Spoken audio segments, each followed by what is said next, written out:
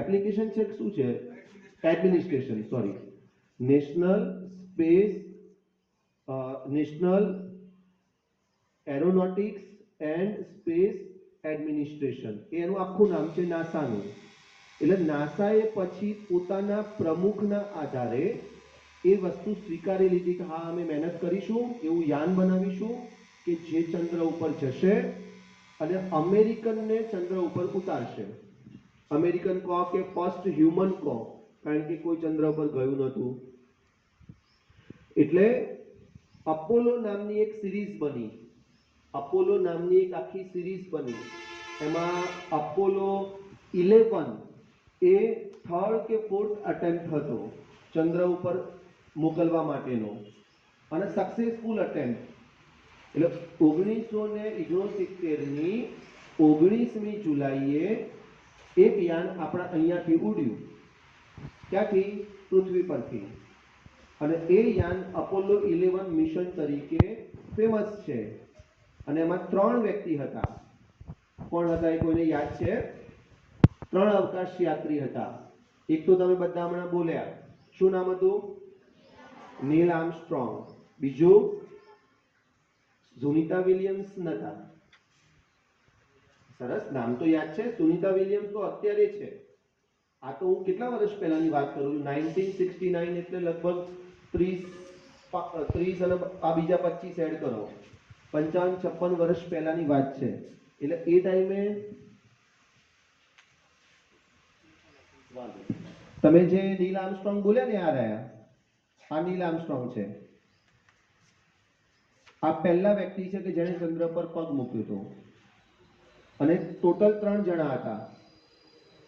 હવે બીજા વ્યક્તિનું નામ હું બોલું, કોણ કહેશે? કોઈને યાદ હોય તો, ક્યાંક વાંચ્યું હોય તો.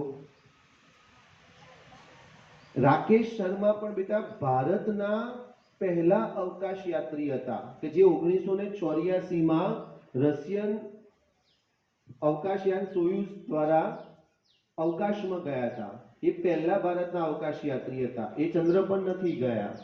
પણ જે અપોલો 11 મિશન હતું એમાં જે 3 અવકાશ યાત્રી હતા એ 3ના નામ તમને ખબર છે? પહેલો તો મેં તમને ફોટો બતાવ્યો. ભાઈ આ ફોટો કોનો છે? આ પણ ઐતિહાસિક ફોટો છે. આ કોનો ફોટો છે? આ હિસ્ટોરિકલ ઇમેજ છે મનુષ્ય જીવનમાં, મનુષ્ય જાત માટે.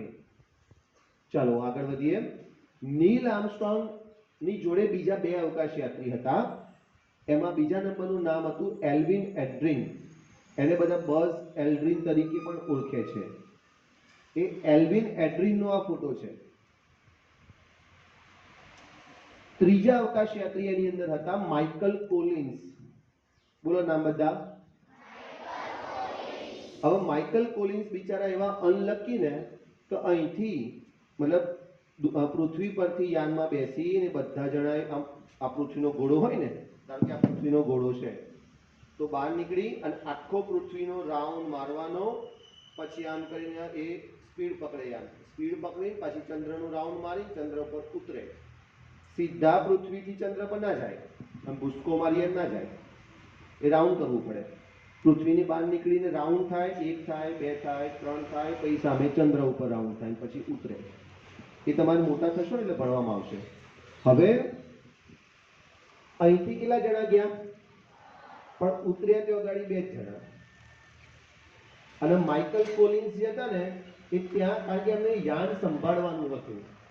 અપોલો 11નું જે યાન હતું જેને મૂન લેન્ડર કહેતા હતા, ML, એનું નામ હતું ઈગલ. એ યાનનું નામ શું હતું? ઈગલ. એને સંભાળીને એમને બેસી જ રહેવાનું હતું ત્યાં ગાડી. આટલી નાનકડી જ કોકપીટ હોય એમાં બેસી રહે. એટલે અહીંથી ચંદ્ર પર ગયા પણ એમને બિચારાને ઉતરવાનો ચાન્સ ના મળ્યો. એમના પ્રોગ્રામમાં જ નહોતું કે ત્યાં ઉતરવું. ઉતરવા માટે 2 જ જણા હતા. કોણ કોણ? નામ બોલો. નીલ આર્મસ્ટ્રોંગ અને એલ્વિન એડ્રીન. હવે એમાંય નીલ આર્મસ્ટ્રોંગને પહેલા નહોતું ઉતરવાનું. પહેલા ઉતરવાનું હતું એલ્વિન એડ્રીનને. જ્યારે એના પ્રયોગો ચાલતા હતા નાસામાં એ વખતે એલ્વિન એડ્રીનનું નક્કી થયું હતું કે આ ભાઈ પહેલા ઉતરશે. પણ જ્યારે પ્રેક્ટિસ ચાલતી હતી એ વખતે એમનું જે ડોર ખોલી અને ઉતરવાનું હતું ત્યાં એમનો સ્પેસ સૂટ ભરાઈ ગયો અને એમાં સેજ લીકેજ થયો, એટલે આ લોકો એવું વિચાર્યું કે જો આવું ને આવું ત્યાં થશે, કારણ કે એમની સીટ આ બાજુ છે, ત્યાંથી ઉતરશે અને આવું ને આવું ત્યાં થશે તો એ તો બધા મરી જશે. અને એમ કરીને ડિસ્કશન થયું. પછી એવી ચર્ચા થઈ કે ભાઈ આ બાજુ જે એલ્વિન એડ્રીન બેઠા છે, જેમનું આપણે નક્કી કર્યું, એમને નથી ઉતારો, હવે નીલ આર્મસ્ટ્રોંગ ઉતરશે પહેલા. એટલે આને લક કહેવાય. બરાબર, લક દરેક જગ્યાએ છે. એટલે ઇતિહાસમાં નીલ આર્મસ્ટ્રોંગનું નામ અમર થઈ ગયું, બધા એને ઓળખે છે. એલ્વિન એડ્રીનને નથી ઓળખતા, પણ દરેકની પાછળ કંઈક સ્ટોરી હોય છે અને સ્ટોરી જાણવાની મજા આવે. હવે નીલ આર્મસ્ટ્રોંગ ઉતર્યા પછી એ ચંદ્રની ભૂમિ પર ગયા અને એમણે એક ફોટો ખેંચ્યો. આવો યાર, આ ફોટો એમણે ખેંચ્યો. આ કોણ હશે? નીલ આર્મસ્ટ્રોંગ તો હોય જ નહીં, તો ફોટો ખેંચતા હતા. આ ભાઈ ઉતરે છે અત્યારે યાનમાંથી, આ એલ્વિન એડ્રીન છે. બીજા નંબરનો વ્યક્તિ હોય ને, એટલે આ કોણ છે? એલ્વિન એડ્રીન છે. એટલે આ એનો ઐતિહાસિક ફોટો છે. એટલે ચંદ્ર ઉપર પહેલો પગ કોણે મૂક્યો અને બીજો પગ કોણે મૂક્યો? એ આર્મસ્ટ્રોંગે જ મૂક્યો. પહેલો એ નીલ આર્મસ્ટ્રોંગે મૂક્યો, બીજો એ મૂક્યો, ત્રીજો એ મૂક્યો. જસ્ટ કોમેડી, પણ પહેલો પગ નીલ આર્મસ્ટ્રોંગે મૂક્યો અને બીજો વ્યક્તિ કોણ હતો? Elwin Adrian. હવે ચંદ્રની માટી છે ને ધૂળ છે, એકદમ રફ માટી છે, એટલે ત્યાં તમે મૂકો ને પગ તો પણ આમ સહેજ તમને પથ્થર કે એવું કશું જ ના મળે, ડસ્ટ જ છે, એટલે ચાલવામાં પણ તકલીફ પડે. ભાઈ ચંદ્ર જે છે એ પૃથ્વીનો ઉપગ્રહ છે. પૃથ્વીનો શું છે? એટલે પૃથ્વીની આસપાસ ફરે. પૃથ્વીની આસપાસ ફરનારાને પૃથ્વીનો ઉપગ્રહ કહેવાય. અને ચંદ્રનું કોઈ ઓફિશિયલ નેમ નથી. ચંદ્રને બધા આપણે ચંદ્ર કહીએ, કોઈ મૂન કહે, એવી રીતે અલગ અલગ ભાષામાં એના અલગ અલગ નામ છે, પણ એનું કોઈ ઓફિશિયલ નામ નથી.